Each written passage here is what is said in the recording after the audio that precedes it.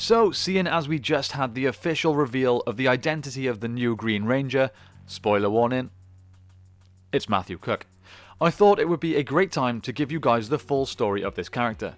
Seeing as he is a comic book exclusive character and isn't involved in any of the shows, I figured many of you may not be familiar with who he is. And as he has now taken up the role of the most popular Power Ranger of all time, I thought maybe you'd want to know everything about him. So let's do it.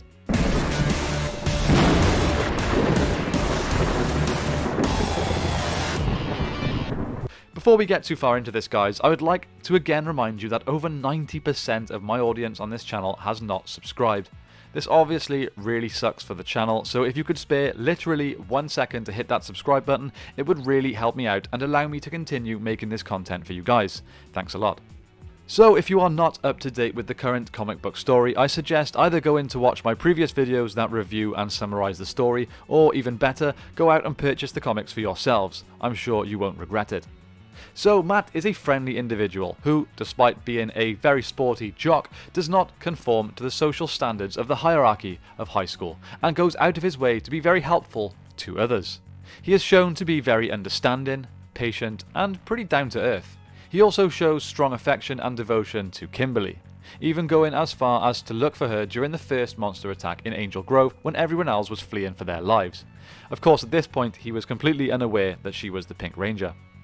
However, Kimberly's secret duties as a Power Ranger cause him to develop little bits of bitterness towards her, as she is consistently lying, and it begins to cause their relationship to slowly deteriorate after he is stood up on countless dates because of her missions. After Matt was abducted by Rita and subjected to experiments for months to create a putty duplicate that could think and act exactly like him, using extracted memories and thoughts, Matt showed resilience and figured out a way to escape back to Earth from the moon.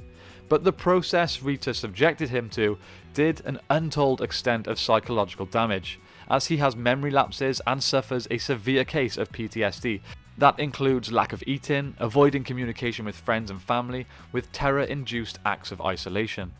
Matt does recover from this a short time later, however, but isolates himself completely from the Rangers. While they at first think he's upset with them about something, he admits to Kimberly after she confronts him that it's instead because he feels he has a special connection to the Rangers, wanting to protect them from danger.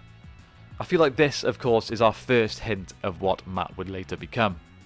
During a Zord battle with the Ranger Slayer's Gravezord, Matt jumps a police barrier and rushes to the scene. He's spotted by the Gravezord and Kimberly says his name, proving a further connection to him. The Rangers make him promise to never pull a dangerous stunt like that again, but he only promises to tell them about it first. He does so later during a double monster attack, but the Rangers don't answer since they are headed to the scene already. Matt encounters the Ranger Slayer reactivating the Gravezord, and is exposed to her by fallen rubble. It becomes clear to him who she is, especially when she apologizes for not telling him. Later, it becomes clear that Matt has put the pieces together, and he confronts the Ranger team with the knowledge of their identities, but he insists that they tell him first, or he will walk out on their lives forever. However, due to the rules of being a Power Ranger, they cannot, so he leaves. He becomes extremely bitter and just completely avoids the group, refusing to talk to them altogether. He also, of course, stopped dating Kimberly, even trying to make her jealous by dating the more popular girls in their school, which she responds to in kind by going on a fake date of sorts with Skull. Matt eventually decides to reconcile with Kimberly and understands why the Rangers must keep their secrets, deciding to be a confidant and friend that she can talk to about her Ranger problems. He at first sees it as an opportunity to restart a relationship with Kimberly, but he eventually learns that she starts dating Tommy. Much to his disappointment, he still manages to be a supportive friend. Sometime after, he is recruited by Grace Sterling, and with the help of Billy Cranston, he is turned into the new Green Ranger. Matt then goes on to regularly turn up when the Rangers are in battle, of course in his hidden Green Ranger identity. He doesn't say a word, just fights and then vanishes. The Rangers try hard to track his energy and find out who he is, and Alpha eventually tracks it to Promethea. Zordon confronts Grace very angrily, stating that the Dragon Power Coin is not fully understood. Then back at the command center, Trini confronts Billy, telling him that she saw him speak to the Green Ranger during their most recent battle. She realizes that Billy must have been the one that snuck the Dragon Power Coin out of the command center, and Billy admits that he did find a way to repower it. In the most recent issue of Mighty Morphin then, at least As of writing this, Matt reveals himself to Angel Grove as the Green Ranger, as they are all stuck inside some form of energy barrier with Zed and his crew. Again, you can go and check out that story in my most recent Mighty Morphin comic book review. Whatever they plan to do with Matt next, I am very excited. I certainly hope that he is here to stay and not just some sort of short comic book arc.